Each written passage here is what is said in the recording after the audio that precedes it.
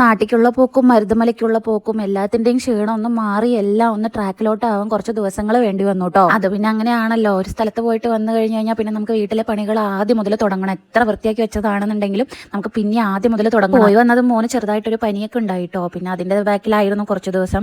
അതുകൊണ്ട് വീഡിയോ ഒന്നും കറക്റ്റ് ആയിട്ടൊന്നും എടുക്കാൻ പറ്റിയില്ല കേട്ടോ. ആദ്യം തന്നെ മേലെ വന്ന മേലത്തെ പണികളെല്ലാം ഒതുക്കി തിരുമ്പാനുള്ളതൊക്കെ തിരുമ്പാനും ഇട്ട് അവിടെയൊക്കെ ഒന്ന് വൃത്തിയാക്കി സെറ്റാക്കി കേട്ടോ. പിന്നെ കൂടുതൽ പണികളൊന്നും ഇവിടെ ചെയ്യാൻ നിന്ന് കഴിഞ്ഞാൽ താഴത്തെ പണികൾ നടക്കില്ല.